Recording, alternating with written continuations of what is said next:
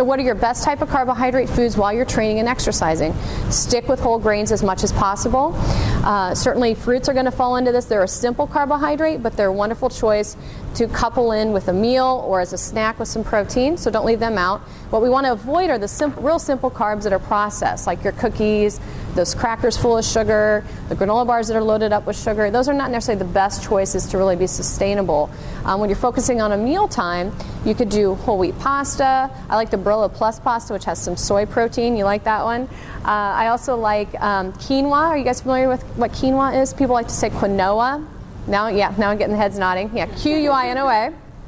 I just bought the tricolor quinoa at Trader Joe's. It's great. It's just pretty, that's all that is. It's just different colored quinoa. But you have to know how to cook it, and boil it like rice, but flavor it up a bit. No one's going to sit down and eat plain rice and think that tastes great. You got to do that with the grains, but it cooks just as fast as rice, but it keeps really well in the refrigerator. So it's a great, option for a meal on the go, or to take with you to lunch or something like that. So think about fiber when you're thinking whole grain. There should be at least 3 grams of fiber in a good source of whole grain. So if you are into cereal, for example, in the morning, look for 3 or more grams of fiber. And when you're looking at oatmeal, if you buy the whole grain oatmeal, the oats, the rolled oats, or you do the steel cut, you're going to see there's 3 grams of fiber there. Quinoa, by the way, has 6 grams of fiber in a half a cup. So it's a really good choice for fiber, whereas rice, not so wonderful. Only 1 gram of fiber in white rice and only 2 grams of fiber in brown rice. So it's not as sustainable, it's not as satisfying without all that fiber and protein intact, because also rice only has 1 gram of protein and quinoa has 6. So explore some of these whole grains, bulgur, kamut, quinoa, and see how you do with those. So throughout the day, we got to focus on carbs, we got to focus on protein, not so much fat, all right? And that's where I get it, I look at some of the nutrition plans that people write up, they bring in their food diaries, and I take a look at it, and nuts are on there a lot, trail mix, peanut butter. I had this one guy I just saw, he's a runner, and he was eating 6 to 8 tablespoons of nut butters, peanut butter and almond butter before he went to bed. 600 to 800 calories of fat before he went to bed, okay? Because basically 2 tablespoons of peanut butter has 20 grams of fat. So once again, what's most important for your body while you're training is protein and carbohydrate. We need some fat. We don't want to leave it out because it's important for hormone development. I'll get some guys sometimes that are cutting way back on their fat, and I remind them you need the fat for hormone production. So keep that in mind. It's also important for a little bit of satiety and also flavor in food, but you don't need to be adding a lot of fat. Limit those nuts to maybe 15 almonds or about 100 calories worth of nuts. Peanut butter is okay every now and then, but really keep an eye on the calorie count. And it's not so concentrated in protein. That's the other downside. It's only 8 grams of protein for those 2 tablespoons of peanut butter for 200 calories, where we can eat that whole palm's worth of chicken and get 24 grams of protein or so, and just for 4 ounces for 200 calories. So think about that when you're eating the nut butters. So watch the fats, just small, moderate amounts of fat, not a lot of fat before you work out, obviously. And what do you need right after that workout? What's the best nutrition to get in after a workout? Protein and carbohydrate. And the best for a longer workout would be chocolate milk. Did you guys know that? Yeah. The reason chocolate milk, you might say, why am I going to drink chocolate milk? There's a lot of sugar in chocolate milk. Because chocolate milk has a 4 gram of carb to 1 gram of protein ratio. So when we add the chocolate, we boost the sugar content, we increase the amount of carbohydrates in that recovery drink, and that's what our body needs when we finish the workout, is the carbs within the hour and the protein within the hour. And the sooner the better within that hour. But if you're worried about weight management here and exercising, and you're not out doing long bouts of exercise, and you're going to eat your breakfast after your workout in the morning, or you're going to have some kind of recovery drink then, that would be appropriate.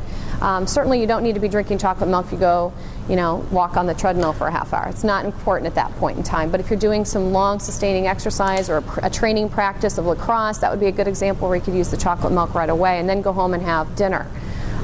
For those of you that are doing, you guys are basically running, or what are you doing for training? I'm doing everything. Except for running. Okay. Yeah, no running. Like mostly classes. Classes? Everything ranges from aqua aerobics to weights to spinning. Okay, great. And you're doing it, you said you're eating breakfast first and then you're having the workout, right? Yeah. So yeah, and are you taking anything after those workouts? I'm sorry? Are you eating anything after those workouts? The protein. Okay, good. Yeah, because if you're going to eat breakfast before, and have your meal there, that's fine. You need the fuel for the workout, but be sure you're not leaving yourself without anything afterwards. Yeah, so that would be, you know, Greek yogurt, or again, a little thing of milk or something like that with the protein and carb afterwards. Within the hour, exactly. You stop muscle breakdown, you're in muscle breakdown mode with those workouts, and then until you eat that protein and carbohydrate, you don't stop that muscle breakdown, and the muscle's like a sponge, so it absorbs the carbohydrate the best within that first 30 minutes to an hour. And, you know, the absorption rate decreases as time lapses, so the sooner the better. So you're going to be able to refuel the muscle. And if you're doing a lot of day-to-day training, you want to keep ahead of your nutrition. Otherwise, the body starts to wear down. You know, I have folks that are training for triathlons and Ironmans and so on, and the workouts never, you know, they never get a break. They get maybe one day off a week. That's not enough time to refuel all your energy stores. You need to be playing with that all week long and staying on top of it. Otherwise, you're going to get behind. Yeah. You're saying right after you work out, how long? For the nutrition to come in, recovery, within the hour, the sooner the better. Within 30 minutes is the best. What if you take, there's a supplement, it's collagen, that will fill, I think it's type 1, 2, and 3. You're supposed to take it on an empty stomach. If you take that with water afterwards, is that a good thing, or is that something you should do later? Is it like a MSM or a glucosamine chondroitin supplement, or? I don't know. I buy it at Target, and it says collagen type 1, 2, 3 source of to help your body rebuild collagen. Best to take it on an empty stomach. So I always take that right after my workout with about 2 glasses of water. Is that what it's prescribed to do with water afterwards on empty stomach? Well, it doesn't say after the Okay. workout, but it says to have it on an empty stomach Okay. with 2 glasses of water.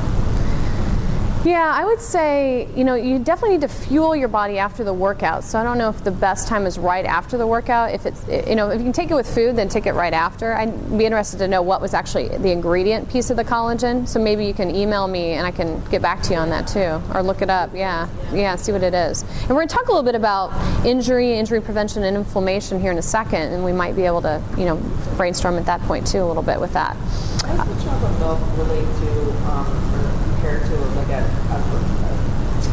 muscle, a post-workout? Like a recovery drink, right? Yeah, exactly. Yeah, so the reason also the milk is so important, the milk part of it is that it's whey protein. And we know from the research that whey protein is the best protein for muscle rebuilding and recovery. For a long time, we thought egg protein was the gold standard protein. Then we switched our thoughts over to soy because we were worried about egg and fat and cholesterol. So then things went to soy for quite some time. A lot of the football guys had switched over to soy, a lot of the collegiate guys. And then we realized that soy couldn't keep up with whey protein in terms of muscle building because soy is plant-based protein and whey is animal-based protein, and whey protein has all the amino acids. Soy does a good job of having all of them present but not in the full capacity. So whey being the best protein, if you want to choose a recovery drink that's not milk, let's say you have a dairy allergy or you're lactose intolerant, don't want to deal with it, you can go to things like Muscle Milk Light, which certainly has whey protein. It wouldn't be appropriate for dairy allergy, but it would be appropriate from the standpoint it wouldn't have lactose. Or there's recovery drinks like Recoverite and Endurax, and they specifically have the whey protein in them as well, and you can add water to them and mix them up. So it's a little easier to carry them around. It gets hot outside. You don't necessarily have maybe access to your cold chocolate milk like you would have. Oranges, chocolate milk, just as good as a recovery drink? Yeah, so what do you want to look for example, is... If I can make chocolate milk versus buying a recovery Oh yeah, I'm yeah. You can do. You know, I was laughing because I think it was Cliff for a while was making the recovery drink hot chocolate packets. Well, for crying out loud, you can make your own hot chocolate. You don't spend $3 on a packet of Cliff hot chocolate if you don't want to. So you can make your own. You can do your own Hershey's syrup into your milk, or you can buy the Horizon 1% that's organic that you can take with you. It's shelf stable, or you can, you know, I thought maybe you were going to ask about like Muscle Milk Light, some of those products. They work. The light doesn't have enough carbohydrate to the protein ratio, so you'd have to have like a banana with the Muscle Milk Light, for example. So you really want to be sure you're getting the concentration.